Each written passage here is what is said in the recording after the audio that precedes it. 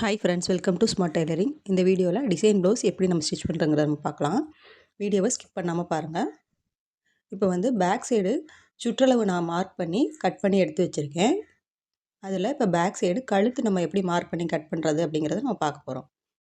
கழுத்தோட உயரம் வந்து 9 இன்ச்சு, கழுத்தோட அகலம் 2.25 இன்ச்சு அளவு மார்க் பண்ணி அதில் ஒரு லைன் போட்டு நான் எடுத்து வச்சுருக்கேன். அதுக்கு கீழே ஒரு 2.5 இன்ச்சு அளவெடுத்து மார்க் பண்ணி கரெக்டாக அந்த அகலம் வந்து 3 இன்ச் அளவுக்கு மேலே வந்து ஷோல்டர்கிட்ட 2.25 இன்ச்சு, கழுத்தோட அடிபாகம் நம்ம மார்க் பண்ணதில் வந்து 3 இன்ச் அளவுக்கு மார்க் பண்ணி அது கீழே நான் ஒரு மார்க் பண்ணி எடுத்து வச்சுருக்கேன். அதிலேருந்து ஒரு பாட் நெக் மாதிரி நம்ம வந்து வரைஞ்சி அப்படியே நம்ம கட் பண்ணி எடுத்துக்கலாம். லைனிங் கிளாத்தில் தான் ஃபஸ்ட்டு நம்ம கட் பண்ணணும்.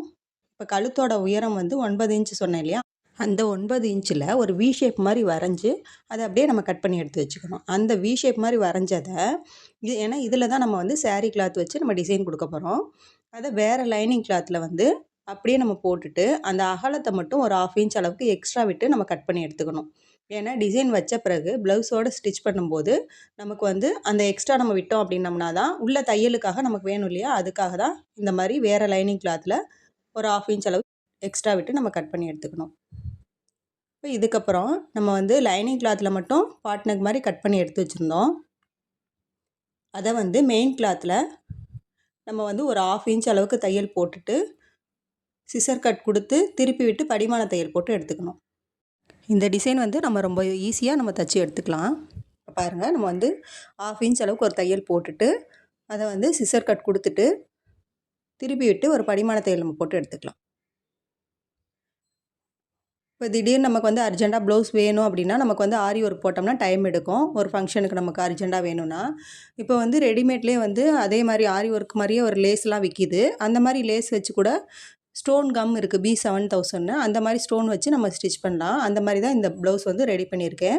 இப்போ அடுத்தடுத்து நம்ம எப்படி தைக்கிறோங்கிறத நம்ம பார்க்கலாம். மேலே நம்ம படிமான தையல் போடும்போது அந்த வளைவுகள்லாம் கரெக்டாக சுருக்கம் இல்லாமல் நல்லா நீட்டாக நம்ம வந்து தைச்சி எடுத்தோம்னா தான் அந்த டிசைன் வந்து நல்லா லுக்காக இருக்கும்.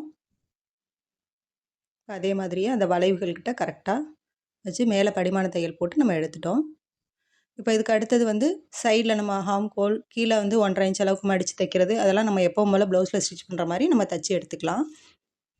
இப்போ அந்த பாட் நெக் மாதிரி நம்ம தைச்சிருந்தோம் இல்லையா, அதை வந்து கரெக்டாக நம்ம வந்து கழுத்தை 2ஆக மடித்து வச்சு நம்ம லைனிங் கிளாத்தில் நம்ம எக்ஸ்ட்ரா விட்டு நம்ம கட் பண்ணி எடுத்து வச்சுருந்தோம் பாருங்கள், அதை வந்து சாரீ கிளாத்தில் வச்சு நம்ம ஸ்டிச் பண்ண போகிறோம். சாரீ கிளாத் வந்து க்ரீன் கலரில் நான் அடுக்கடுக்காக ஃப்ளிட்ஸ் வச்சு நான் ஏற்கனவே எடுத்து வச்சுருக்கிறேன். அதை வந்து இப்போ நம்ம லைனிங்கில் கட் பண்ணதை வச்சு அந்த வி ஷேப்புக்கு ஃபஸ்ட்டு நம்ம வந்து ஒரு தையல் போட்டு எடுத்துக்கலாம். இந்த மாதிரி கலர் காம்பினேஷன் வர சாரீக்கு இப்படி ஒரு டிசைன் கொடுத்து நீங்கள் தைச்சி போட்டு பாருங்கள், நல்லா கிராண்டான லுக் கொடுக்கும். இப்போ கரெக்டாக அந்த கார்னர் வி ஷேப் கார்னரில் கரெக்டாக வச்சு திருப்பி விட்டு ஒரு தையல் போட்டு எடுத்துட்டு அந்த பிசுறு எக்ஸ்ட்ரா உள்ள பிசுறுலாம் கட் பண்ணி விட்டுட்டு அந்த சென்டரில் சிசர் கட் கொடுத்துக்கலாம்.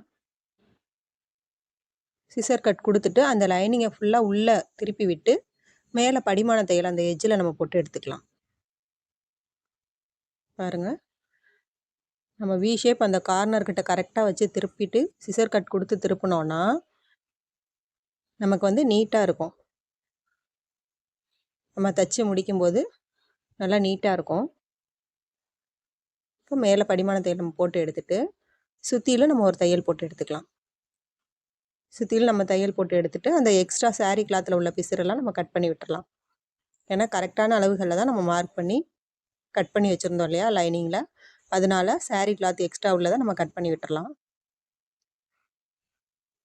இப்போ நம்ம வந்து லைனிங் கிளாத் ஃபஸ்ட்டு நம்ம வெட்டும்போது மார்க் பண்ணி கட் பண்ண அளவுகளில் மார்க் பண்ணிக்கலாம்.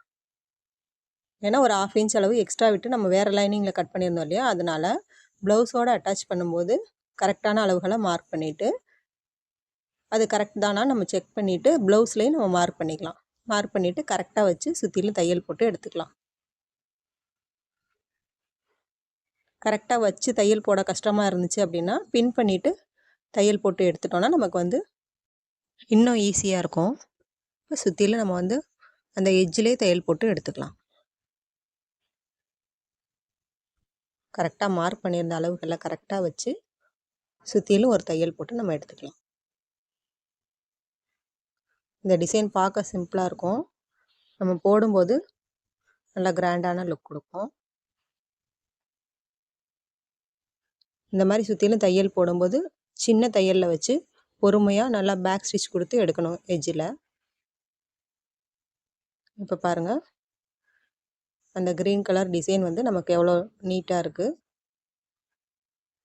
இப்போ வந்து நான் சொன்னேன் இல்லையா, அந்த ஆரி ஒர்க் லேஸ் மாதிரி இப்போ ரெடிமேட்லேயே விற்கிதுன்னு, அந்த மாதிரி லேஸ் வந்து கழுத்தை சுற்றிலும் ஸ்டோன் கம் வச்சு நம்ம ஒட்டணும்.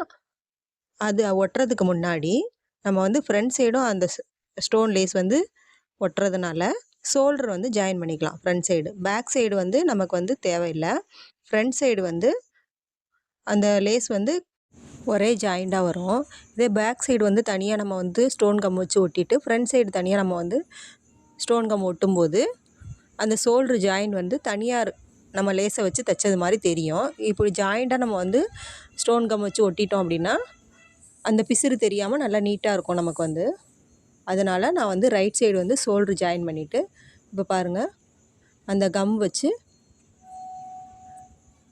நம்ம ப்ளவுஸில் படாமல் அந்த ஸ்டோன் லேஸ்லேயே கரெக்டாக வச்சு கொஞ்சம் கொஞ்சமாக நம்ம வந்து அந்த கம்மு வச்சுட்டு இப்போ லெஃப்ட் சைடு வந்து நம்ம வந்து ஷோல்டர் ஜாயின் பண்ணோம் இல்லையா, அதுக்காக ஒரு 1/2 இன்ச் விட்டுட்டு கரெக்டாக வச்சு நம்ம ஒட்டிக்கலாம்.